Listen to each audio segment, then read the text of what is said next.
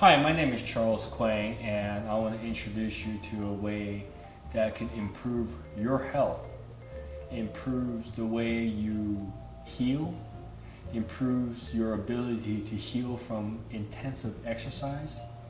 It improves your healing. It increases your metabolism. It's an overall way to improve your quality of life. And the reason why I came about this is my whole purpose has been finding ways to improve today's health problems. How do you improve somebody's health using natural solutions? How do you use herbs and nutrition? And with all the medical research backing up what herbs and nutrition can do, is there a way to apply this to today's health problems? And I found there is. One of the key things is our ability to metabolize. The metabolism fluctuates. It goes low, it goes high. And some people genetically maintains a high metabolism. And when I say metabolism, it's not just fat burning. It's the ability to create a healing effect.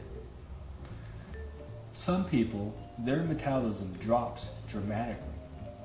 So their healing effect also drops. And so when that happens, we have to take into account how to raise a low metabolism situation. Every time there is a problem, we have to look at the cause. There's too many people solving today's health problems without understanding the cause. There might be some cause and effect. You do this and you get this, but it doesn't work for everybody.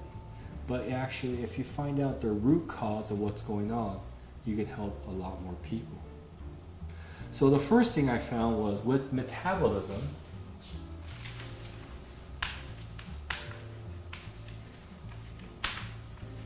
it's either low or high. You can tell somebody who has low metabolism because they're usually pudgy. They have a tendency to gain weight. So we also know eating foods that are processed foods decreases metabolism. We also know some people can eat anything they want and they still stay skinny. And they have high metabolism. But you and I just see from the outside. There's actually something going on the inside. There are skinny people with diabetes. There are fat people with no diabetes. So there's a difference between an overweight person and a skinny person because inside their bodies, there's something that's not right. And that has to do with metabolism. It's not about fat burning. This is about function.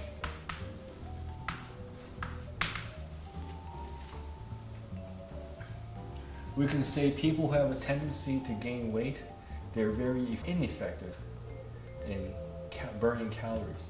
And those who are not overweight are effective in burning calories. There's more and more research saying that overweight can be due to excessive inflammation that's caused by toxins. So might say that overweight people have a tendency to not able to detoxify, which now lowers the fat burning process, which is why they're gaining weight. Where a skinny person who has a high ability to detoxify toxins can still eat the same kinds of foods and still stay skinny. The only problem is there are skinny people who are not overweight, who are detoxifying fast enough, who have lost their function and who have now a diabetic situation. So looking at those conditions, we know there's actually something deeper than just toxins and fat burning. There's an actual function. And that function can be affected, can be suppressed with toxins and excess inflammation.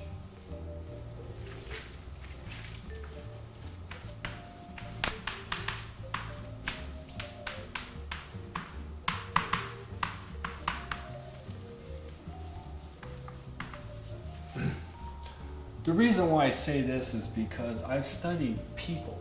I've studied overweight people, I've studied skinny people, I've studied skinny people who gain a lot of weight.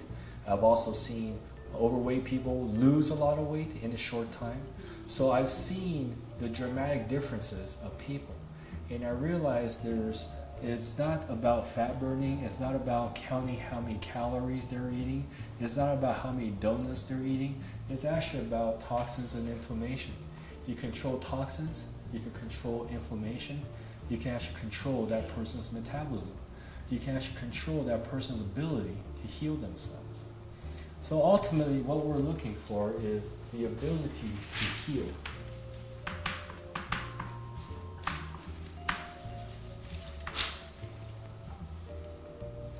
The ability to heal is the main factor of quality of life.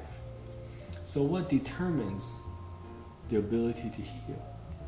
What does your body need to heal? Well, it needs proper nutrition. It needs a lot of good, nutritious foods. It does not need processed foods. So here's something very simple. If you're talking about ability to heal, you have to avoid foods that add inflammation.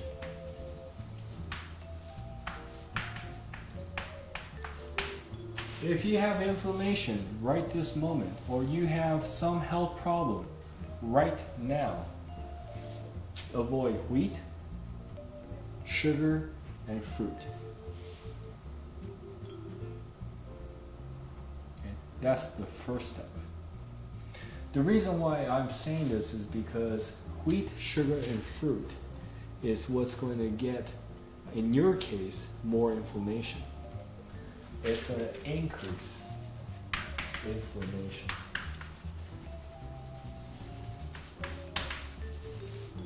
Okay? The way it does that is it actually needs a higher metabolism to eat these rich foods. So what you end up doing is, when you have a low metabolism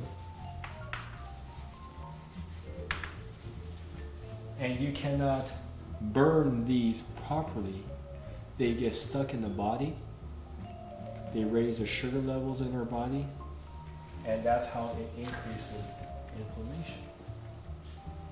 So when you're not doing well at this moment, avoid these foods for right now, because the metabolism is low. Not fat burning, it's actually the ability to heal.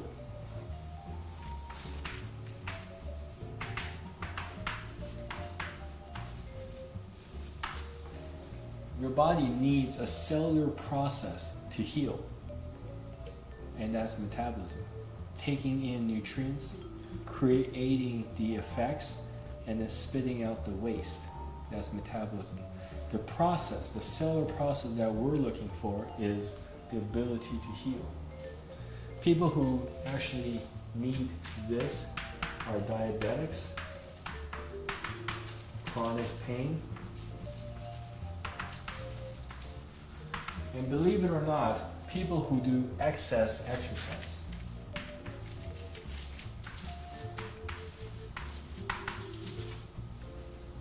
Diabetics need this type of diet. Chronic pain people need this type of diet. People who excess exercise also know when they eat too much of these foods, it actually affects their ability to recover and exercise, perform their exercise the next day. So the reason why I'm telling you this is because you can change this by adding oxygen.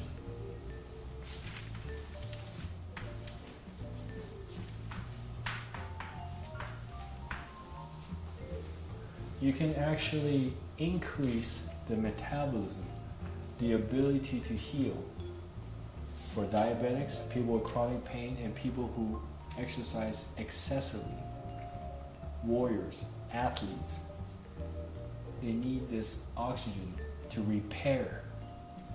See, the ability to heal from exercise, the ability to heal from chronic pain, the ability to heal from diabetes. It all requires oxygen. Without oxygen, that cell cannot heal itself. It cannot repair.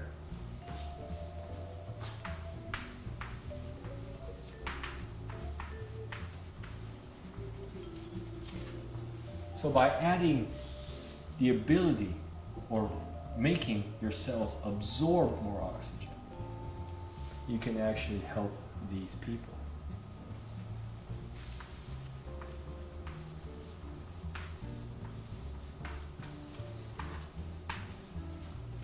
And this is a formula that I found that works. It helps people with chronic pain.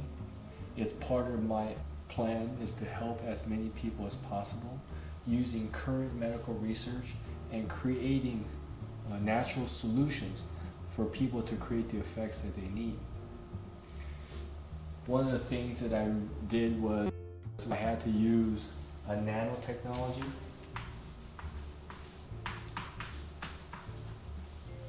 A nanotechnology in our health food to better assimilate these nutrients, these herbs, infuse it into our bodies so we can actually create the effect that we want here.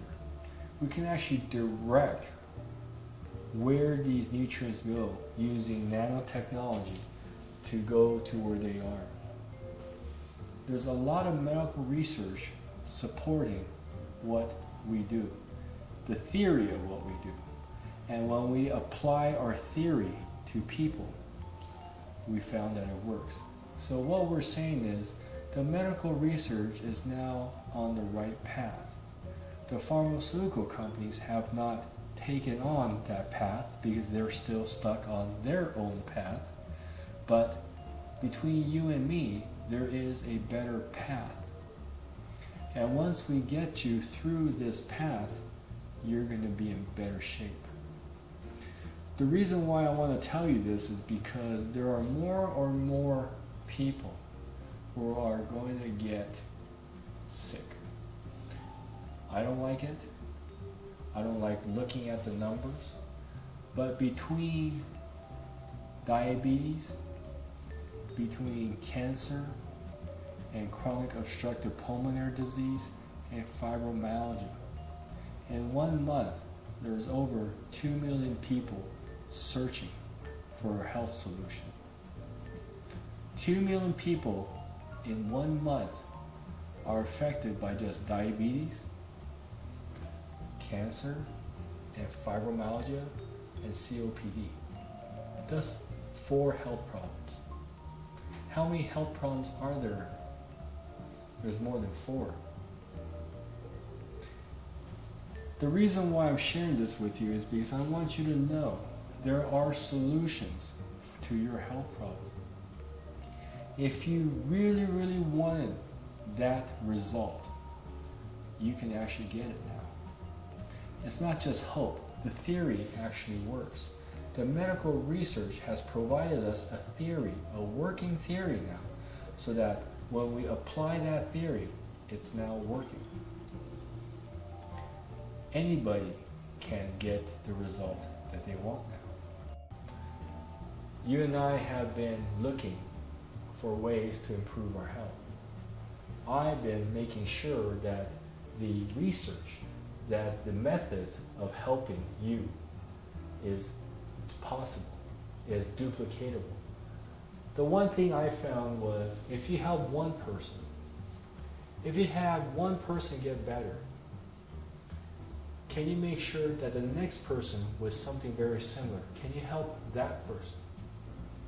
And I think I can.